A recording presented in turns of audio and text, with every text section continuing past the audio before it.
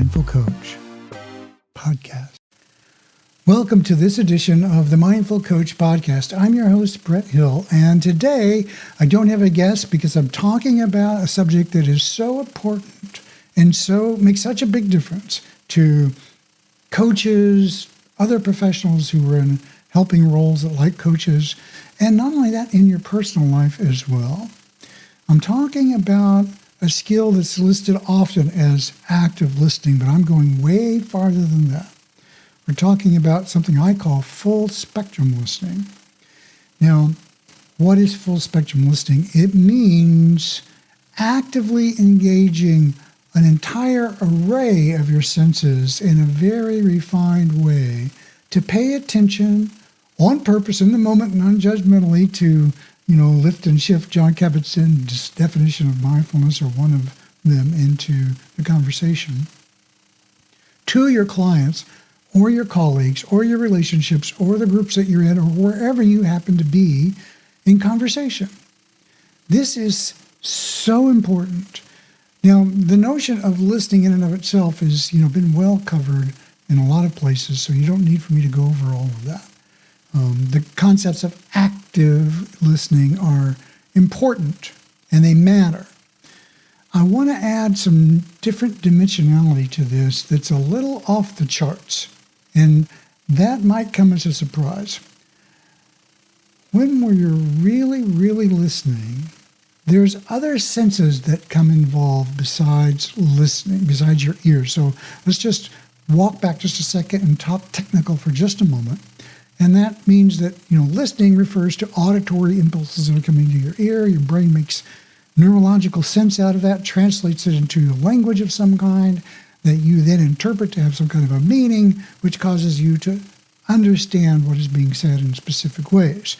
The words that you hear get mapped to your preconceived notions, what you've already learned about that, plus your experiences, and then that offers up an quote-unquote experience of what you're hearing. We're talking about strictly from the auditory sensation level. Now, what goes into just the auditory sensation level? There's way more than you might think if you really dive into a little bit. It's not just the words on the page, but what if I delivered the podcast? What if I started off like, well, welcome to the Mindful Coach podcast. Here we are today, and we are going to be talking about mindfulness. Okay, so I was born and raised in Oklahoma, so I come by that kind of a thing authentically, you might say. But the experience is very different, even though it's not that different than what I said before. And so the words, how they are spoken, the pacing, the exact language, the phrasing, where are the pauses, the emotional intensity, the emotional content. Oh, this is Brad, and today we're going to be talking about mindfulness and listening. I know you've heard it before. It's like, I don't even know why I'm talking about this. Okay, right. Completely different experiences. So the actual way things are spoken matter, I would say, almost more so than the words themselves, although the words themselves are obviously significant and meaningful. So I'm asking coaches, and I help teach this with coaches and anyone, my clients, to listen carefully to the big picture of what's being said. Now, by that I mean listening to the words that are being spoken, how they're being spoken, and at the same time, I'm inviting you and others to back up just a moment and use your eyes. And this is where the full spectrum piece starts to layer in. And this goes to places you aren't expecting, so stay tuned for that. Listening with your eyes. Now, listening, as I was saying, from a technical point of view, is really about ears, right? So you say listen with your eyes. Well, you kind of know what I mean, but really your eyes are about vision, right? So what you see combined with what you hear. And let's just call that all a listening experience, right? So you can watch with your eyes, listen with your eyes. Now, the way that I'm talking about using your eyes is not your normal sort of just taking a look and seeing what's going on. I'm talking about almost, if I take it to an extreme, it's almost a Sherlock Holmesian study.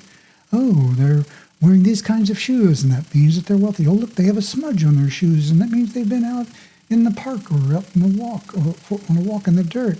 And you can see that they're a little disheveled, and so maybe they aren't so neat. And so it's like, noticing details. In that sense, it's a very objective, very analytical point of view. And while that can be exceptionally useful, it's not the kind of thing I'm talking about, at a very fundamental level it may be, but then I would like for you to ask you to kind of back up and notice your experience as a whole. So you've got your hearing inputs, you've got your visual inputs, and you're noticing, they have this kind of a smile. They tilt their head this way. They use their hands a lot. They're very animated when they talk. You're noticing these things. And as a coach, you're just noticing, and you might be naming those things. You're not necessarily taking any action on them, although you may, depending on how the client presents what they're presenting. And then there's another layer here. If you're physically present with somebody, this is something that most people aren't so aware of. There's tracking, the words that I use are this, tracking, paying attention to, the space dynamics. I'll tell you a quick story. When I was employed at a company where I was worldwide manager of technical support for a computer company, there was this guy who was a salesperson, and his personal boundary space was really not like anybody else. And you could tell that because when you talk to him, he would sometimes be just almost nose to nose with you, and he would just be like you're looking. His whole face would be like right up front in your face, and it's not in an aggressive way. He's not like, I'm all that. It's not like that. He's just talking about, the way that the trip went or whatever. It's just kind of mundane talking. But his spatial awareness was not calibrated the same as everybody else on the planet. Not everybody else, but everybody else in this country. One of the things about spatial and proximity, what's comfortable for people, is that it's very culturally associated, very changes from culture to culture. In some places, people are very close to each other. They get much closer, and they have conversation closer to each other than you might be familiar with. And then others, it's quite far apart. But this guy, he would literally be almost no. The way this normally works is when someone steps into what you would call your personal space, and you begin to feel it, you go, this is like too close. You would take a step back. Well, he wouldn't get the cue, and he would step in. And so, but other people, they're like, okay, cool, whatever. They don't care. But this guy, he wanted to be like really up front. So he would get. So I decided one day just to see how far this would go, and if I didn't move, what would happen? And he just kept there. And pretty soon, he's literally like 2 inches from my nose, talking to me as if, his lunch or his trip or whatever we were talking about was so interesting. And he's speaking so quickly, he's literally like spraying me with saliva as he speaks. And he's not even noticing that, or giving it a thought that we're like extremely close to face. So I thought, okay, so I use that as a reference point even to this day because it's an example of how variant this can be. And so it can mean a lot how proximate people are to you, how comfortable they are. I tend to like a lot of space around me in general. And it's just the way it's the way I roll, right? And other people, they don't mind so much. And so it's an interesting experiment. In fact, in one therapy training I was in, one of the things we did is we got together and people would be standing, at a comfortable distance to each other. And in fact, the instruction was to stand a comfortable distance. What is comfortable for you, right? And so you would find, and this changes a lot depending on male, female, and racial dynamics, and all kinds of things can come into play in terms of like how close can you be physically to someone and feel comfortable. And then we would have everybody experiment, like take a step back from that. Oh, I start to feel disconnected, or like I'm not. Okay, so there's something about proximity and connection. Right? That's interesting. And then you take a step in, take another step in, and be a little bit closer than you would normally feel. Given your perfect situation, you're a little bit closer. And how edgy is that for you? Is it really super edgy? Or is it just like, it's a little closer, but it's okay? When does it start to be like, no, this is too far? Those are very fun experiments to do. And they'll find that if you do that in a group of, 10, 20 people, that people are kind of all over the map on this kind of thing. So and I'm saying this because you have a calibration for that, and so does your client have a calibration for that. Now with Zoom, we can't see that so well, but definitely when you work with people one-on-one or in groups, you can begin to work with this kind of a spatial dynamic, and it's useful and informative. There can be a lot of content come up from just that simple exercise. You have someone get a little uncomfortable and notice what comes up for them. Gigantic amounts of stuff can happen. And of course, I always caveat this with all coaches should be trauma-informed, so that if somebody gets really scared, terrorized, horrified by an experience like that, you know to pump the brakes and how to manage it. So what I'm trying to do here is layer in a sense of full spectrum listening. So we have the vision, we have hearing, we have spatial dynamics. What is another layer of full spectrum listening? Another layer of this is feelings and sensations, memories, thoughts that arise in you as a result of your experience with someone else. Now, you might say, well, how is that listening? Because what you're doing is you're paying attention not just to what they're saying, but your response to it. In my training in the Mindful Coach method, I call this dual awareness, where you're paying attention to both yourself and the client.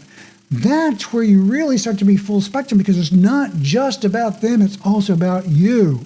What content, if you will, thoughts, feelings, sensations, memories, emotions, are coming up in you as a result of your experience of your client or your partner or your colleague.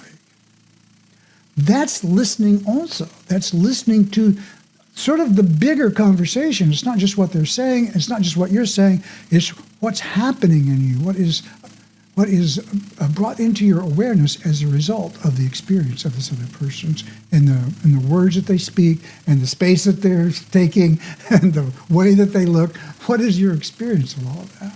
How do you respond to that? That's part of listening. That's part of full spectrum listening. So I want to talk about some different kinds of senses, if you will, that I don't think are on the map. In fact, I know they're not on the map, particularly because there's really not much science to support it. Now, why would I do that? Why would I even mention something like that? Because we are not static creatures. By that I mean humanity has evolved over millions of years. And as we move through time, this human organism through generations adapts to accommodate its experience. That the experience of the world informs your genetics and your biology in such a way that generations to come have different kinds of genetics than the ones that come before you. And so as a result, you can see changes in human genes to adapt over time to our environment. Now that process hasn't stopped. These changes are happening, and that means that there are capacities that we have that are not as well developed as other capacities that we have. We have parts of our brain that are quote-unquote the newer parts. Executive functions of the brain they believe are the newer parts of the brain. And the executive functions, of course, I'm talking about the components that allow you to be mindful, the components that allow you to do proper sequencing, planning in a really big way, like stepping out of a frame and looking at it and going, oh, this is my big experience. That capacity is really unique and special, and is one of the younger parts of the brain.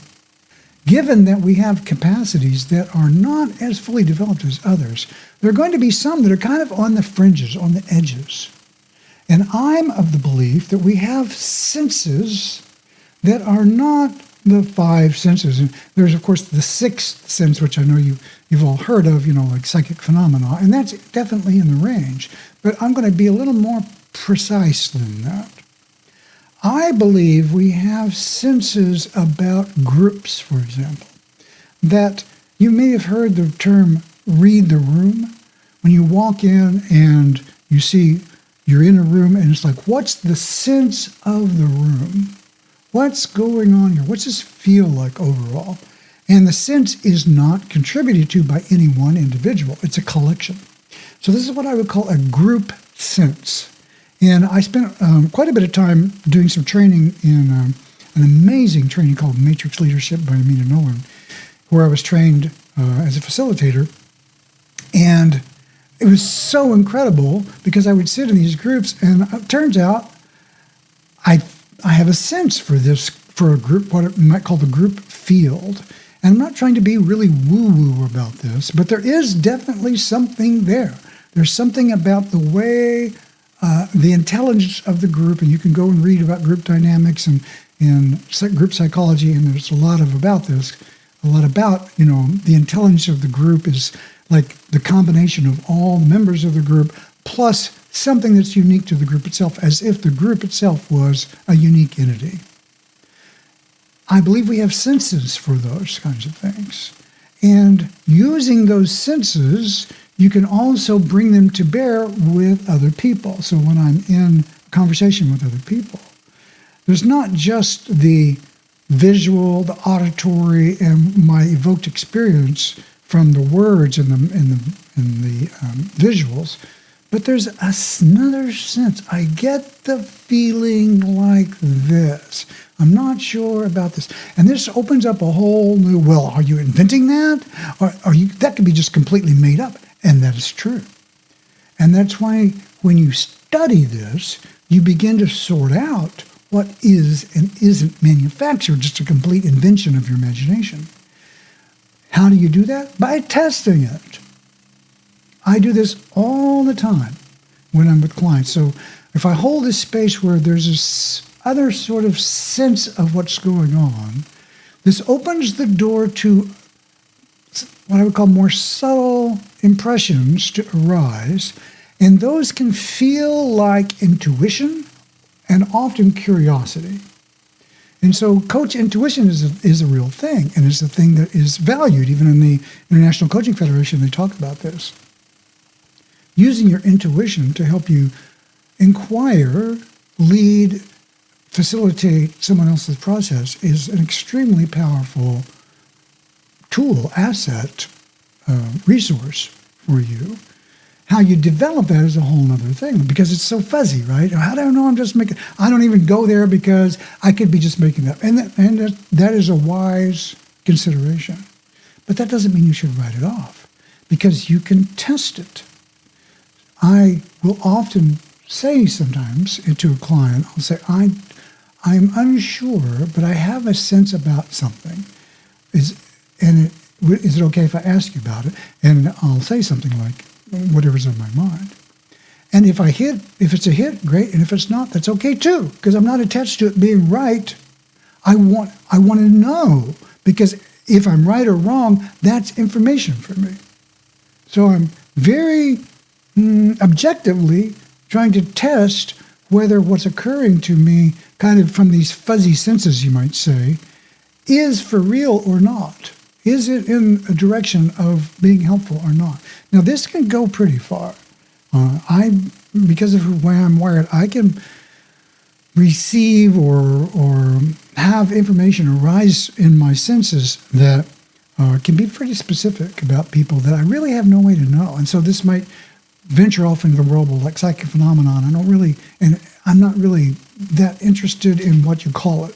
I am interested in how can I use a sense like this that you want to use as a source, as a resource if it's valuable to you. And it can be, and I can tell you from personal experience, this can be exceptionally valuable. I can fast track your sessions in a way that is difficult to communicate, because you can really see deeply. You get a sense very quickly of what's going on with people in a deep way beyond what they've communicated.